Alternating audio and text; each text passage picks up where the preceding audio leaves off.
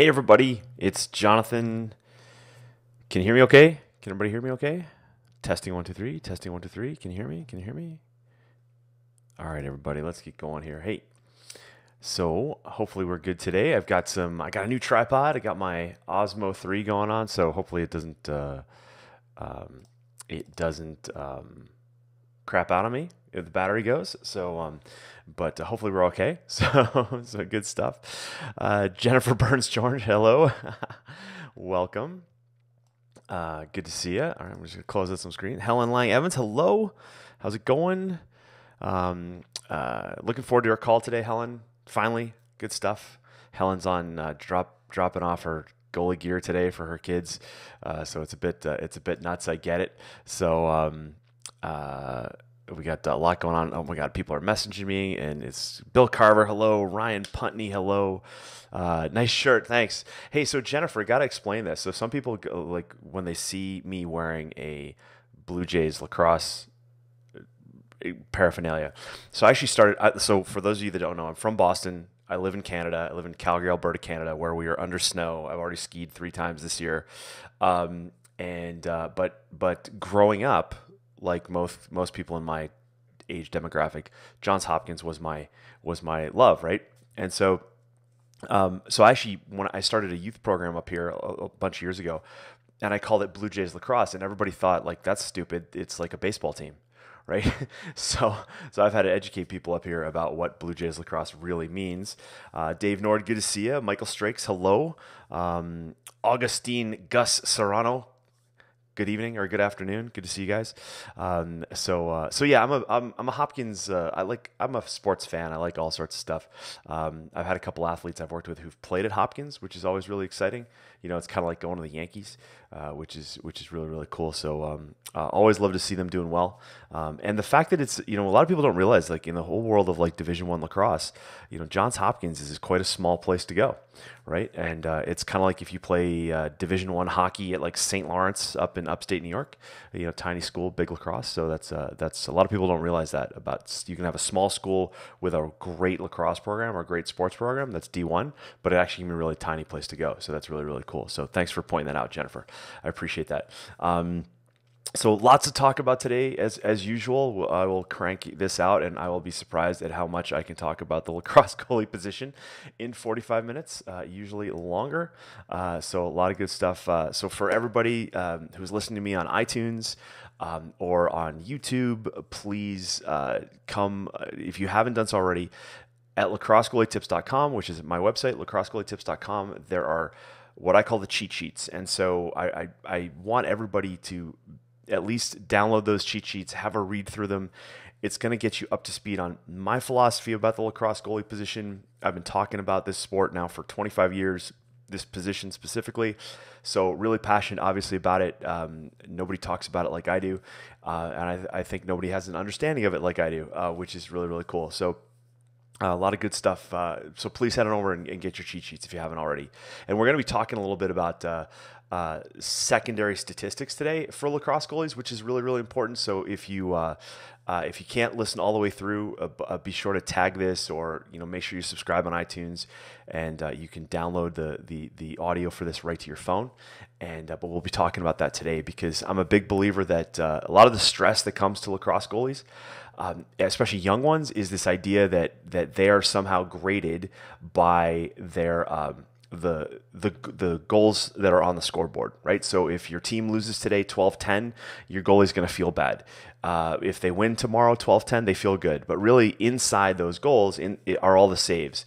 And we don't want to be totally chasing save percentage, but we want to understand it, and as well as some other things. So we'll get into that a little bit later. All right, so good stuff. Jonathan Cooper Redfern, good to see you. And Charles Kearney, hello. Listen, so for those of you that love international sports news, for any of you that are in the world of hockey, you might have heard that Don Cherry was fired this week up in Canada.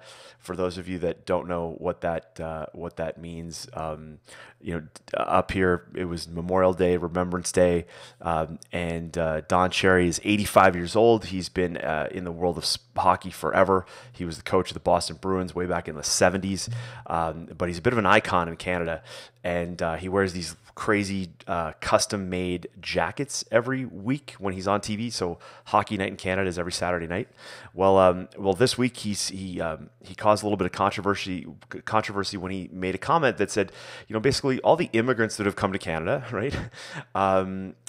They don't understand what Remembrance Day really means, right? And so the way he said it was horrible. What he said I thought was quite appropriate, but unfortunately for Don, he got turfed, and it's caused a bit of a controversy up here in Canada in a lot of ways. But I won't give you all the details. You guys can go check it out. But if it's pretty much worth your while if you're a sports fan.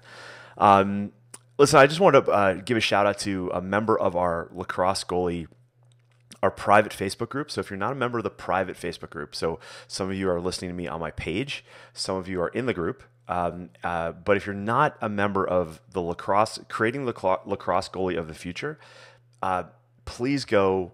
There's a link on the page to it. Please go join, but please answer the 3 questions. But I want to give a special shout out to a guy named Ellis Redford, who wrote a really nice comment today that I'm really proud of. He's done the fall kind of tournament scene with his daughter, and has had a great experience every week. His daughter's gotten better and better and better. And one thing Ellis said is he will go seek out the parents of the other goalie, and we'll tell them about our group. And so I'm just super thankful for that, Ellis. Really appreciate. I put a lot of time and effort into this, and I really want to create a community of goalies and parents and coaches who are fans of this really underserved position. Right.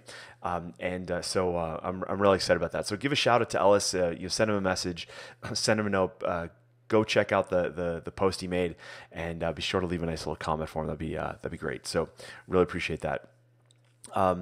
Been working hard this week. So for those of you that might not know, so I run an online kind of coaching program where I coach lacrosse goalies from a distance. It's called Lacrosse Goalie University. And every month for my goalies, I'll do goalie audits, and where parents will send me video of their goalie, and I will coach you. At minimum, I'm usually given about 45 minutes of private one-on-one coaching for that goalie via video. And so this is a great time of year for those, because we're kind of coming to the end of the fall, and we're going to go on a little bit of a break. And so the goalies that and the families that I see that kind of take advantage of the goalie audits this time of year have the best kind of launch pad going into the spring.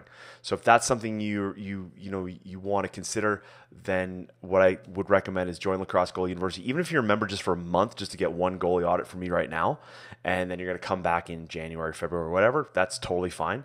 A lot of my families are with me for years, months and years, which is great.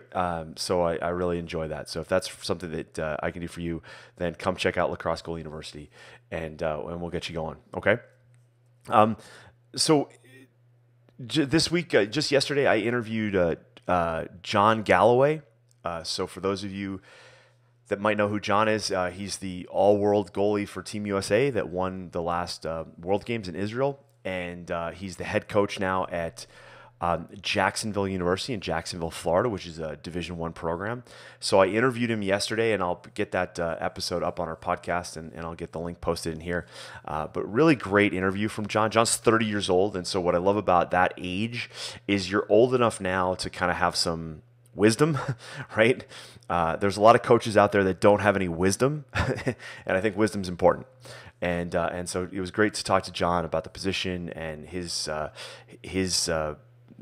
kind of life through lacrosse, and now being a head coach working with young athletes. It's pretty cool, right? So that you guys really enjoy that. So still working on the book, but I want to make a little announcement here. So if you're hearing me live, if you are interested, okay, so I'm working on my lacrosse goalie book, and the idea here is I want to create like the ultimate resource for lacrosse goalies.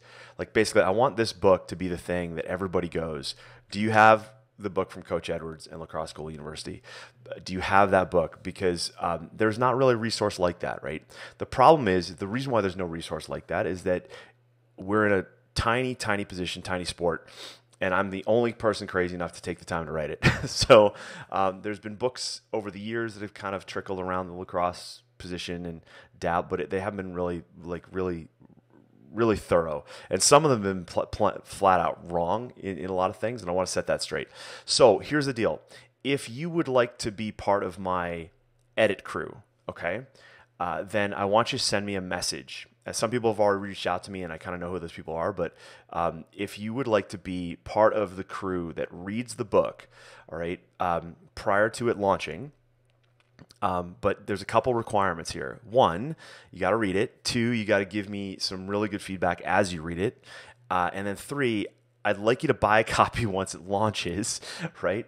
And then be willing to give me a review. All right, a genuine review. Okay, so that's the deal. So if you would like to be part of that edit crew, just send me a private message on Facebook, and I will get you guys. We'll probably create like a private, like a mini Facebook group of the audit crew, right? So we can go from there. So I'm really looking forward to kind of cranking that out. It's a massive project, and I could use your help. So it'd be good. All right, so let's get to it. All right. Lots of stuff to talk about today. I'm going to just cover some quick questions that came in this week. Chris Stevenson wrote, he goes, how should I best help my son as a non-lacrosse goalie player, parent? And I get this a lot. I probably get this about 4 or 5 times a year. Parents who are like concerned that, hey, I'm not a goalie. I wasn't necessarily a lacrosse player. How can I help my kid?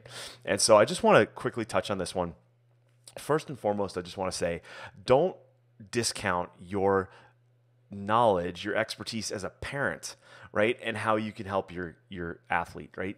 For 99% of the parents that I've ever worked with who have not been goalies, they still have a lot of intuition about their kid, for one. If they're happy, sad, tired, rested, fed, watered, things like that, which are valuable base points to start with. But two, I think just as the adult, you can start to seek out like really good information. So for Chris, you're at the right resource here for sure.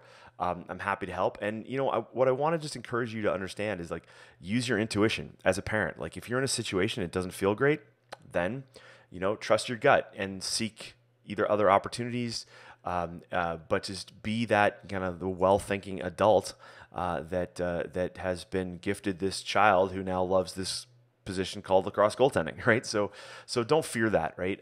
But you're in the right place here, but I just wanted to touch on that real quick because a lot of parents think, well, hey, I'm not a goalie, I wouldn't play lacrosse, and then they just totally back off, and I don't think that's the right answer. Okay, Rachel Upton Goluboski said, she goes, her biggest concern is maintaining a love of the game / fun in a high stress position. Okay. I just want to touch on this here, Rachel, because this is a podcast in and of itself. Okay. But, one, to maintain fun, you got to do this. First and foremost, you got to have your goalie protected. So for those of you guys that have heard me say this a lot, bear with me. But for Rachel, might be new info. So as long as your goalie is protected, and both physically with equipment, but also mentally, that your coaches are supportive, that they're not putting your goalie into like firing squad situation, things like that. Your goalie's going to come out of it every day wanting to come back. And, for years, so I've been a strength and conditioning coach for 2 decades. I write custom programs for athletes across the country. I still do that to this day. I used to train athletes in a facility. And, my goal every day was to basically do just enough that my athlete wants to come back tomorrow. Right? There's a lot of coaches out there that just think you got to toughen up, you got to suck it up, you just got to deal. And that's not sustainable, right? So as long as you're keeping your eye open for that, right?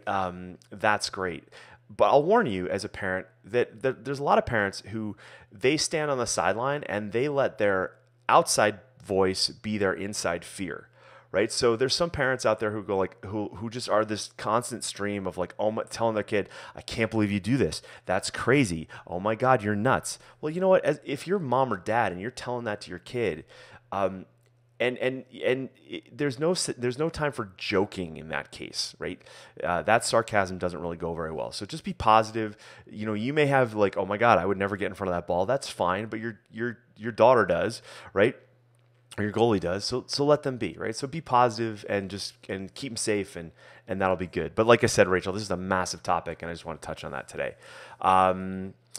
So getting into kind of the gist of the questions for today that I wanted to cover, one of the first ones came from Kitatini Lax Goalie Dad, and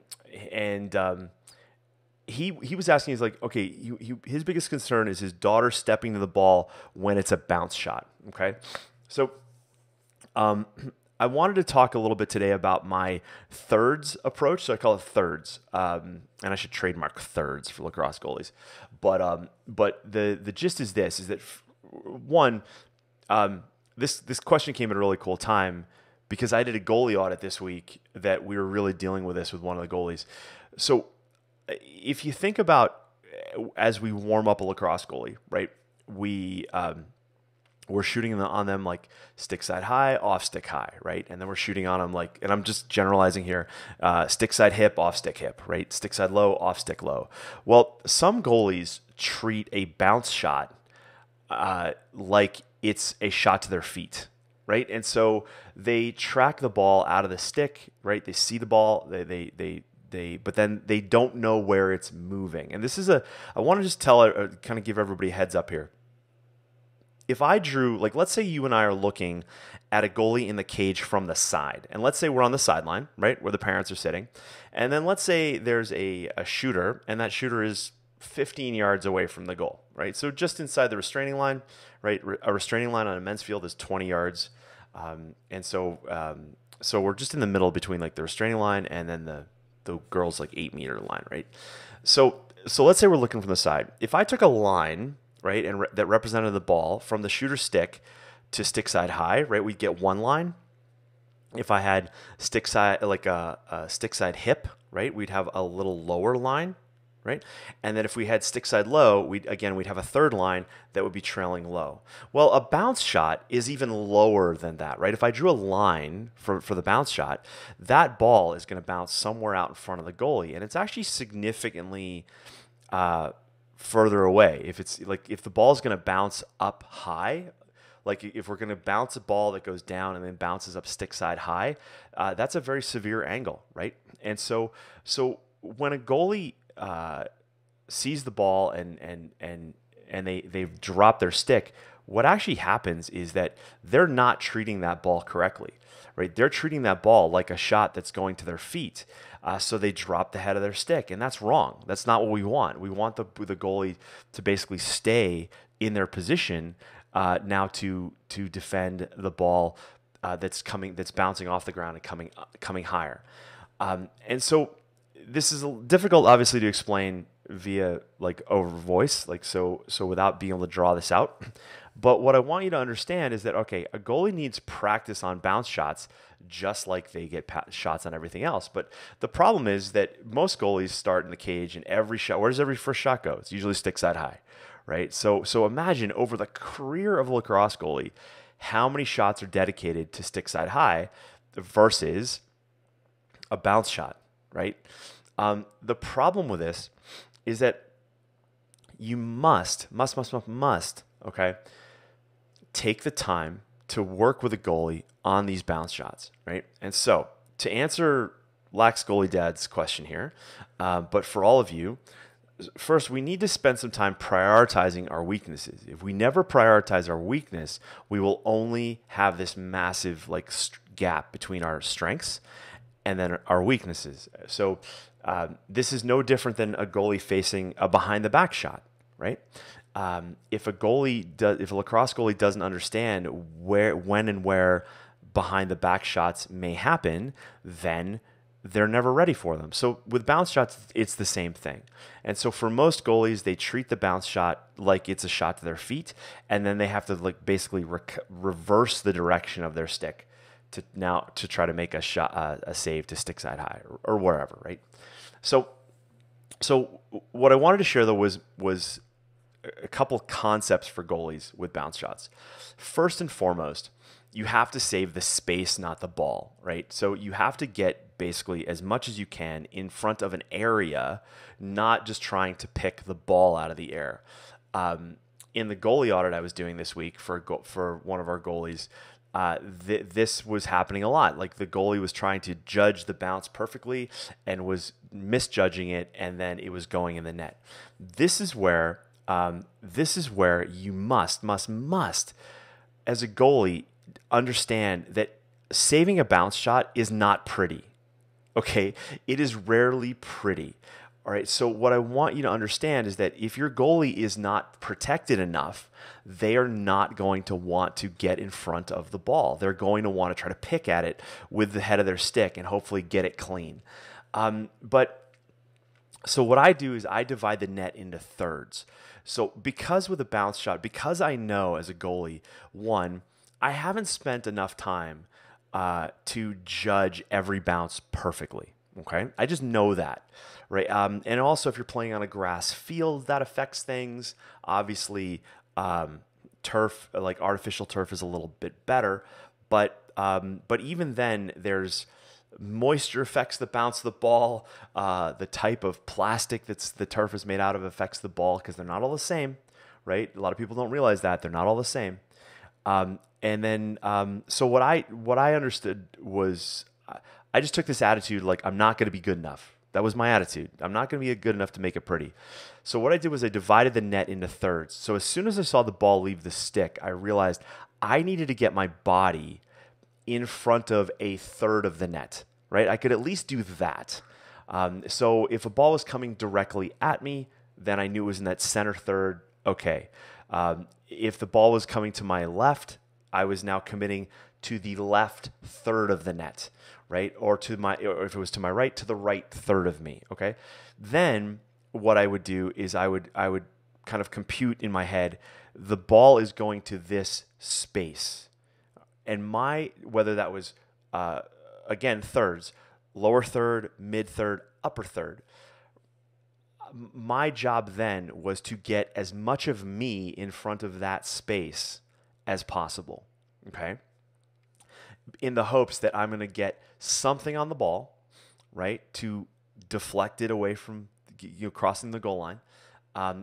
If I got it with my stick, if I got it, and it hit the mesh of my stick and I managed to control the rebound, bonus. But first, my thought was I just want to get in front of it, all right? Now, if your goalie is too flat to the cage, right, if your goalie plays too low of an arc, and I've been writing about this in detail in my book, right, if your goalie's been playing too low of an arc, then a bounce shot may go over their head into the cage, right? This is where I'm encouraging goalies to play a little bit more aggressively, right?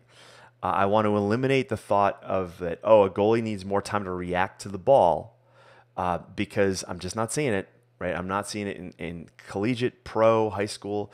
I'm not seeing it anymore, right? I actually never saw it to begin with. I was never a fan of that. So I want your goalie to be out because some people say like, I need to step to the bounce shot. Well, my thought is we should already be out where that step would be, okay? Like, so if I'm willing to step to a ball, right? Like if I'm saying like, okay, on a bounce shot, I need to attack the ball. I'm going to step to that ball, right? Well, then why isn't the goalie already at that point where they would have stepped to, right? So that argument makes no sense to me, right? Okay, we want to stay back in the cage so we have more time to react to the ball. But on a bounce shot, I want to step to the ball, right, to snuff it out. Well, we should just be there to begin with, okay? And so also when you're out that far and someone's trying to bounce the ball from low to top corner, well, now you have the chance to get that ball. That ball's going to hit you in the shoulder or hit you in the head, and then you're going to make the save that way. All right. So start with that step out, right? Split the net into thirds. Decide which third you think the ball is going to go to, and then get your space in front of the third of that third and save the space, right? And then you're going to make contact with the ball and make the save. So does that make sense? So that's a great question from a Lax Goalie Dad, Kitatini Lax Goalie Dad. All right, so thanks for that. All right. We got some comments coming in here. So Mike Tupin, hello, sir. Yeah, thanks, Mike. Mike says excited about the book. Can't wait until it's released. I appreciate it. It's a lot of work. And one thing I got to do is I got to get photos done, which is annoying. Dina Allen, hello. Matthews Kelly, Patrick Chapla, good to see you guys. Oh, awesome. Ryan Putney sent me a video of something I made for simple ground ball training. Cool. I can't wait to see that. Thanks, Ryan. Lauren Redfern, hello. Dave Nord, hello. All right. So next question for today, guys. Why I thumb ball probably isn't the best advice for your goalie. Okay. So I don't think I've talked about this yet this year. But I thumb ball, if I can kind of surmise where the origin of this came from. This came from a book that was written by John Weston, who is a member of the group. A lot of respect for John. He was an assistant coach at Towson for a long time. He wrote this simple goalie little book on the position, and I believe that's where it really took hold. But I've never fully agreed with it, right? So I like it as a really generic rule where you can tell a goalie, all right, listen, just I thumb ball, and they can just lock in on that, and then they can think of everything else. So a concept that I've been working on a lot is this idea of basically mental bandwidth, right? Just like the CPU on your computer, a goalie in the cage, especially if they're new, has so much to think about. It's like having all these tabs open on your desktop, right? If you've got too many tabs open, you're just dragging down the system.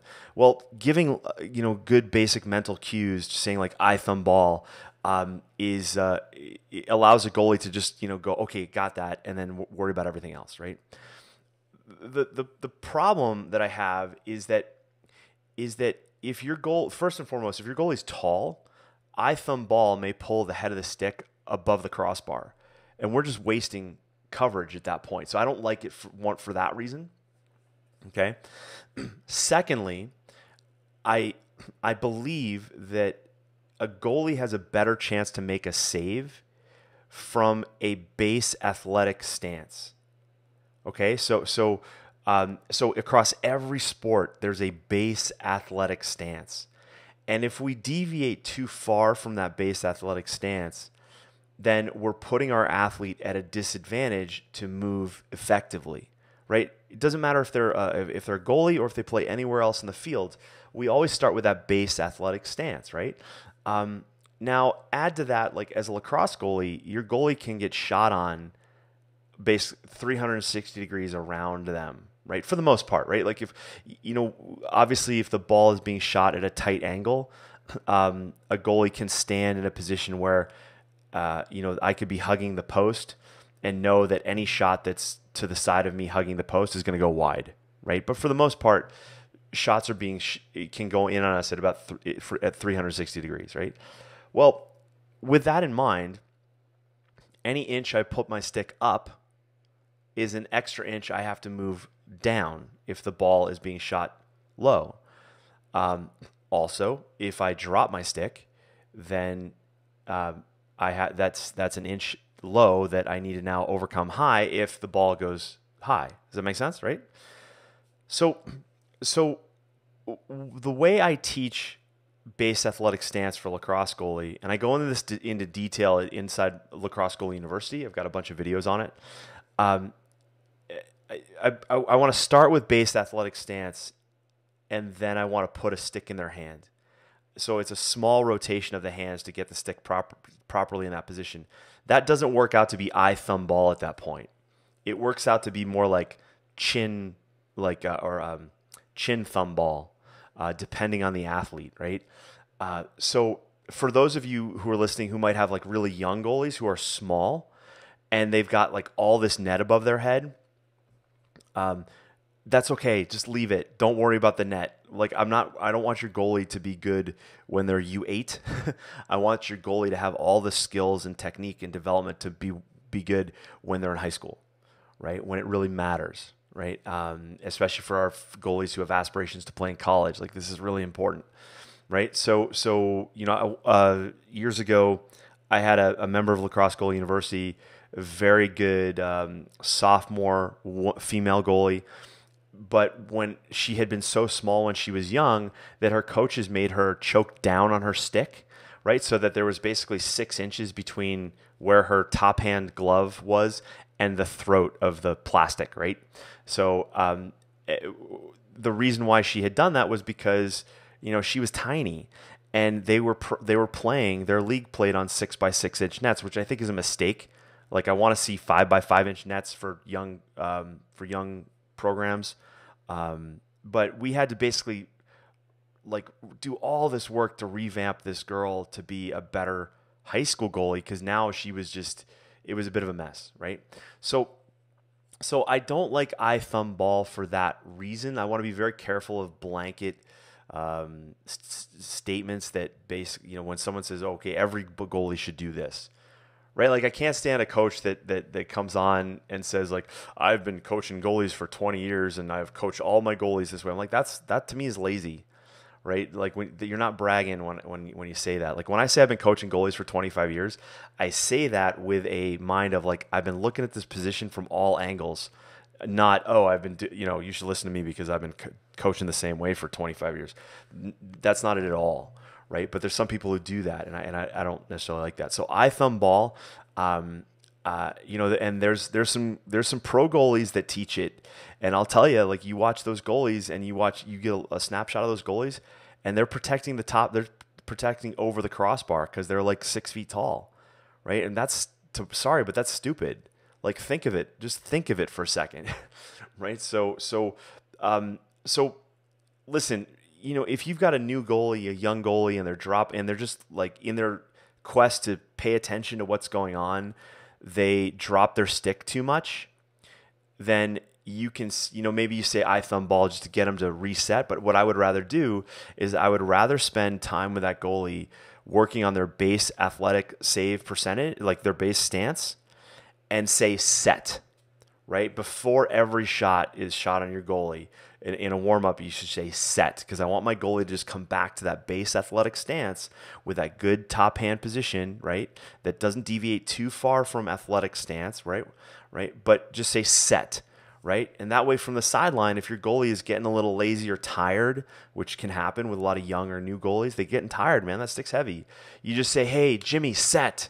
And then Jimmy goes, boom, right? And they're back in their position, right? So those audible cues can be really helpful when you reinforce with a consistent coaching cue of good position, okay? So I hope that makes sense. So I'm sure all of you to some point have heard thumb ball, but I've just told you why I don't like it. So, but I'm happy to discuss that further, right? So,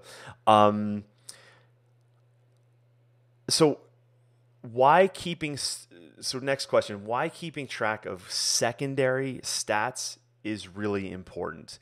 And I was talking about this yesterday with John Galloway, which was really cool. So I talk a lot about the grade on the goals on the scoreboard is not the grade of your goalie, right? That's one way to keep a goalie somewhat positive, especially if they're on a crappy team. First and foremost, I think you should tell your goalie, playing on a bad team is the best place to be, because why? You're going to get the most shots. And if you get lots of shots, you get more chance to develop, right? Right? It's just a law of averages, right? I've worked with goalies who've come out of really good programs wondering why they're not better. And the truth is they're seeing like 6 shots a game, 8 shots a game, right? Or they're seeing 16 shots a game total and 8 of them go in. Right? Well, that's 16 shots. Whereas I could have a goalie from, California or, the Midwest, and they're just getting shelled, and they're awesome. They're lights out, right? So it's really important to know that if your goalie's on a bad team, let them know this is the best place for you, right? I read about a story in my book on that topic specifically when I was an ice hockey goalie, and I had gotten that advice from a goalie coach for the Bruins. I asked him, hey, what team should I play for this summer or this off season? And he was like, the worst team you can find. And then the worst one after that. And I did. I played for the Hobmock Chiefs, and we sucked. It was horrible. I would see like 60 shots a game, and we would lose like 20-2 if we scored at all, right? But that was great for development, right? So anyway, make sure your goalie understands that getting shelled is a good thing. Secondly, the grade on the scoreboard is not their grade, right? But third, okay, so save percentage, we look at save percentage, but even outside of save percentage, you can start to keep track of little things like picked off passes, although you got to be careful with this one because you don't want your goalie all over the place, right? If a goalie can pick off a pass and it's the right move at the right time, I want to reward that. If my goalie is now just trying to pick off passes and they're doing that at the sacrifice of making better saves, that's not cool, right? But the thing is that, so you can keep track of that. You can keep track of ground balls. You can keep track of successful clearing passes, right? So one of the things you can do here is that, okay, let's say my goalie goes to make a pass to a player, but it's the wrong pass, right? It's they're passing into like double coverage, right, or triple coverage. That is obviously, we want to let the goalie know, hey, that wasn't the best pass there. The best pass was over here. But then you can grade the pass itself. Like, did you give them a catchable ball? I was doing a goalie audit this morning. Actually, Jonathan Cooper Redford, if you're listening, this is for Cooper. Cooper made the right outlet pass, but it was too long. Okay, so let's look at that and go, okay, listen, was that the right choice? Yes or no? Okay, yes, it was, but you didn't hit him. Okay, let's grade the pass. In high school, I remember vividly that so Brian Hill was a midfielder on our team. Really athletic, super strong. Didn't have a lot of technique for his shot, but he could rifle it, right? I always loved practice when Brian would get a shot from top center, on the man up, and I would just be like, yeah, bring it, right? But also Brian and I had this understanding that, all right, if Brian is playing midfield and there's a shot being taken, Brian's just going to take off. Why? Because if I make the save, I'm going to hit Brian on a fast break. And so more often than not, I made the save and Brian was like busting up field. And I took it on myself. I said, I wanted to make a pass, and this is the attitude your goalie should have. And if you're a parent or coach watching this right now, I want you to instill this with your goalie. The pass your goalie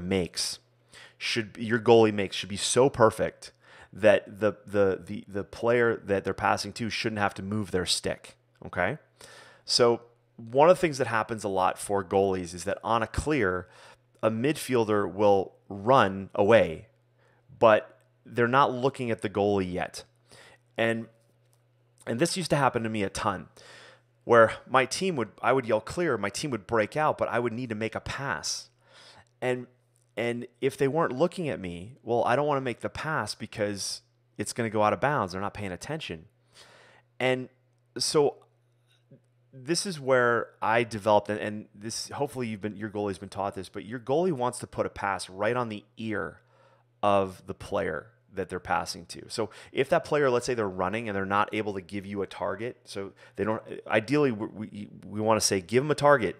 That way your goalie can put the ball right in their stick. But if they're not looking, you want to put that ball right on their ear. The other thing that happens here is if that player is running away from you and they're not looking and you need to make a pass to him or her right away, for the girls, guys, take what I'm about to say with a grain of salt, please. But you want to hit that player in the back of the head, okay? So like I said, don't jump on me if you're coaching girls, okay? Right? So please, I don't want any hate mail. But for the boys, I want you to throw a pass right in the back of their helmet. Why? Because now they're going to pay attention. But the thing here is that from a statistic for your goalie, right, was that pass a catchable pass, right? Was that pass you made to the right one, and then was it good enough to be caught, right? In football, all right, in wide receivers are described as having a wide catch radius, right? So for those of you that are coaches and you're working with players, one of the things to reinforce with them is that, all right, what kind of ball can they catch, right? Does the ball have to be right in their stick, or can it be right, left, high, low? Can they make, like you want your players to improve their catch radius. But for the goalie, I want to give as good a pass so that my player doesn't have to move their stick. And I used to rifle balls at Brian Hill, and he would go down on fast breaks, and we got so many fast breaks because of it, right? And And it got to the point where it was so much fun to develop that. Like Brian and I had so much rapport on the field and I got kind of fun and creative. Like I remember once I hit Brian on a pass that there was an attackman in front of me trying to block the pass. So his hands and stick were up. And I basically shot the ball like underhand through this kid's leg. And I'm probably from Brian. It probably looked like it was coming right out of this kid's shorts, right? It looked like he farted a lacrosse ball, right? That's basically how this ball came through this attackman's legs out to Brian. But he caught it and off he went, right? So that's the way you want to do with this. So for secondary statistics, okay, we can look at clearing, right? Clearing choice, was it the right pass or not? Clearing accuracy, right? Then we can look at ground balls. We can look at, on bust. I mean, you can be really creative with this. Being in the right position on a clear, like let's say there's a loose ball side right and your defense goes and gets it. Did your goalie go behind the net, right? Did they have a chance to be in the crease or out of the crease? Like, you know what I mean? Like there's all sorts of cool stuff we can do here, right? So I don't want to overwhelm you, but what I want to encourage you, like we've got some dads here that played the position, like Mike Simmons is on here. Who else is on here? I'm trying to see who else is on here real quick. But I want you to know that as a goalie, it can be really frustrating. And you know what I think would be really fun is that, the next game you go to, seek out the parents of the other goalie and sit next to one another and keep stats for each other. Keep track of stats for each other and go like, okay, wow, your goalie did great, or that pass was, maybe that was a better pass, or this was but I think that'd be kind of fun, right? Like that's a situation where you can kind of go like, oh, our team's getting shelled, everything's in the net, but man, Jimmy just made a great outlet pass. Isn't that awesome? Like look for all the positives there. For those of you, some of you guys know that, so I run a high-end coaching program called the Athlete Breakthrough Blueprint. It's mental performance for elite athletes with big aspirations. And some of my athletes this week, they were having, I want to say like they were just getting sucked in the negative. Like they would have a great, run. They would have a great experience. But what happens? They're always talking about the thing that went wrong, right? The goal that went in or the mistake that they made. But really, I want to overwhelm my goalie with enough statistics that they can feel good about it, right? That they can feel good about the day no matter what the score was, right? So set them up for the right mindset that, hey, yeah, you're on a crappy team for a reason, right? And that's awesome for your development. So it's the best choice I could possibly give to you. Secondly, their grade is not the scoreboard. And then third, let's start looking at those secondary statistics that give a goalie a better understanding.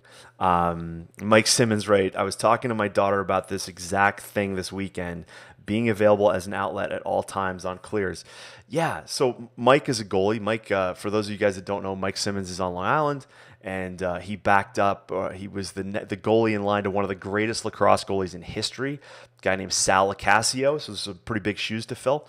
Mike's daughter is now a goalie, which I think is just God's way of cursing us as parents. But when your team gets the ball, everybody is on offense. Everybody. So I'll share with you a quick story, and then I'll sign off for today. So I'm in Canada, right? And I get kind of scouted out to take over a lacrosse program up here, and I'm basically gifted some of the best box lacrosse players in the province of Alberta in Canada. And we go to San Diego for a tournament, and I have 9 boys from this program that want to go to San Diego to play field.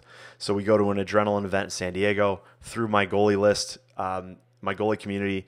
We get a goalie, we get a bunch of defenders. So basically all my defensive half of the field are American, and all my offensive players are Canadian. The problem is in Canada is that because of box lacrosse, kids don't like to run that much, right? They don't like to run at all. They usually play offense and they come off the field. And they come off the floor, so they're not running more than like 30 yards at a time, 40 yards at a time. So when you play on a field, that's a big deal. So for those of you that think Canadian lacrosse players are like the gift of lacrosse, it's not totally true because they're just used to running short distances. So I went down with 9 attackmen, and I was like, "Yo, guys, this isn't how this works." So I basically structured our offense and just only talked about it in terms of we have 6 offensive guys on the field, right? And then we're gonna have 6 defensive guys on the field. So you may go out as a midfielder, but then you may go out as a defensive midfielder, right? So, but you're still part of the defense. And I teach my goalie and my long poles that when we're clearing the ball, everybody is clearing the ball. What I hate to see is programs where you see a defenseman like running, they're wide open, they've got the ball, they're running into the midfield stripe, and then they stop like there's this like Mexican border crossing, right? Like wall at the midfield like that they can't cross.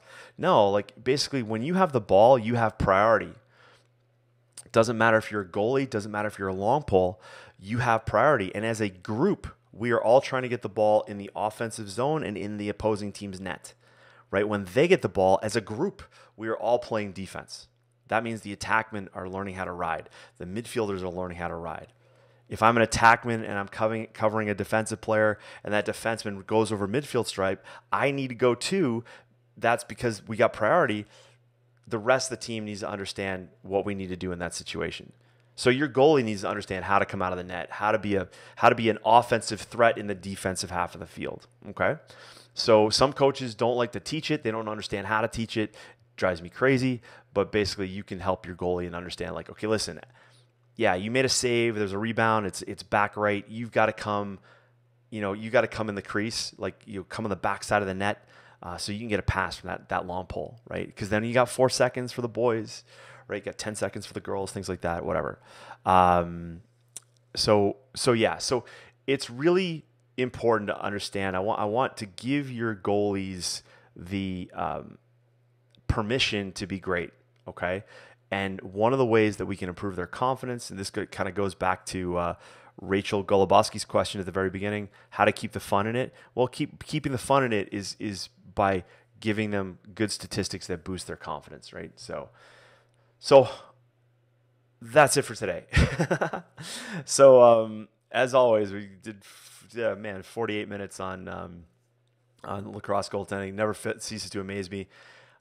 I don't think I got up last week's post on iTunes just yet, but please go check it out.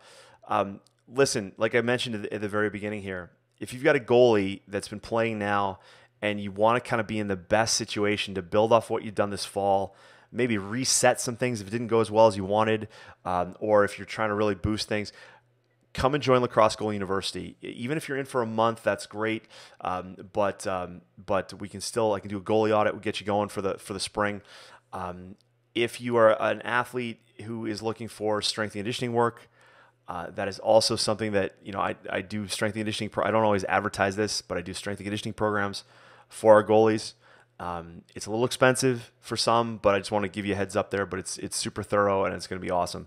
But outside of that, let's, if you want to be on my goalie book kind of edit crew, and you want to kind of see first dibs of what I'm writing and what's going on, and you're willing to buy a copy of the book when it goes live, but also read it and provide feedback. I use a Google Doc, so we're leaving comments in there and we're going back and forth, which is great. And so it just gives me an extra set of eyes so I can clarify things that might not be clear because I'm going pretty deep. I'm talking about stuff that's never really been talked before, which is really exciting. So if that's you, send me a message and we'll get you on the list. All right, so thank you everybody for watching. I'm looking forward. Got a lot of phone calls to do, a lot of audits. Listen, after this, okay, in my other Facebook group at Raising High Performing Athletes, and if you follow me, Olympic Jonathan Fan on Facebook, we're talking about how to work with controlling coaches, okay? How to work with controlling coaches. So if you've got a rather controlling coach, you might want to hear it. So if you can't get on there live, just come on in, join the group, and you can see the replays as well. But thanks for everybody for listening. Thanks for watching yet another great week. A lot of good stuff. Christmas is coming, or I should say Thanksgiving's coming to all my American listeners. And up in Thanksgiving, we already did it. So we're skiing now here in Canada. It's all good. All right, everybody. I'll talk to you soon. See you in the group this week, and see you next week as always. Cheers. Bye.